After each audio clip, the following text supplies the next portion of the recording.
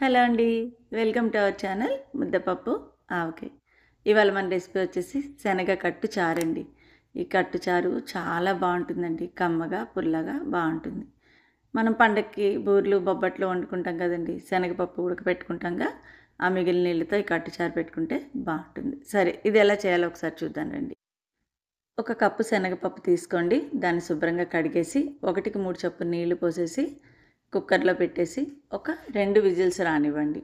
చక్కగా కుక్కర్లో పప్పు అంతా ఉడకపోయాక మనం తీసి ఒకసారి చూసుకుని ఆ నీళ్ళన్నిటినీ స్ట్రైనర్లో వేసి పప్పుని చక్కగా వడగొట్టేయండి.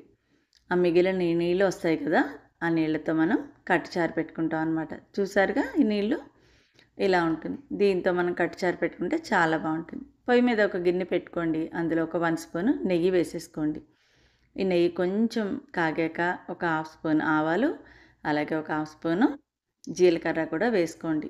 వేసుకొని కొంచెం చిటపట్లాడాక ఒక 10 మెంతి గింజలను కూడా వేసేసుకోండి.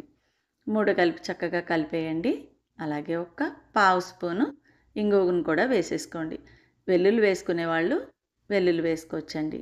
నేను ఇక్కడ ఇంగువతో చేస్తున్నాను అనమాట. చక్కగా 4 కలిపేసేసుకోండి. కొంచెం పోపు చిటపట్లాడాక కొంచెం 2 కరివేపాకు రెబ్బలు దూసుకుని అందులో అలాగే వేసేయండి. ఒక 2 పచ్చిమిరపకాయలు కూడా పొడుగ్గా చీలికలు చేసుకుని అందులో అలాగే వేసేయండి.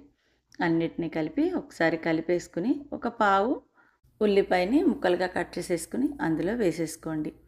అది కూడా వేయించేసేసుకున్నాక ఒక మీడియం సైజు టమాటాని ముక్కలుగా కట్ చేసుకుని అది కూడా అందులో వేసుకోండి.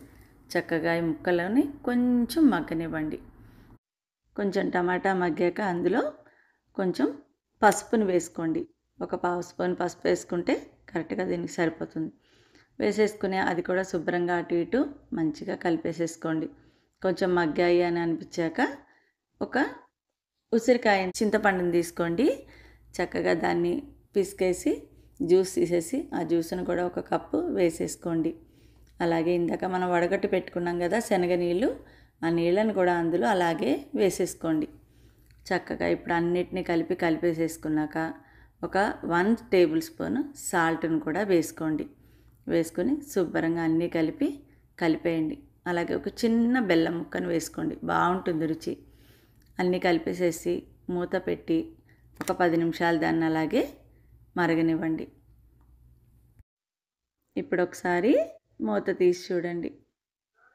ఇప్పుడిప్పుడే మరుగుపడుతుంది కదా. చక్కగా దీన్ని అలాగే ఒక 10 నిమిషాలు మరిగించేసి దించేసుకోండి. కొత్తిమీర ఇష్టం ఉన్నవాళ్ళు కొత్తిమీర కూడా ఇందులో వేసుకోవచ్చు. ఇది మంచి ప్రోటీన్ అండి. పిల్లలకి చాలా మంచిది. చాలా రుచిగా కూడా ఉంటుంది. సరే, ఈ రెసిపీ కనుక మీకు నచ్చితే లైక్ చేయండి, షేర్ చేయండి, సబ్స్క్రైబ్ చేయండి. అలాగే మీ కామెంట్స్ని మాకు ఎప్పటికప్పుడు తెలియచేస్తూ ఉండండి.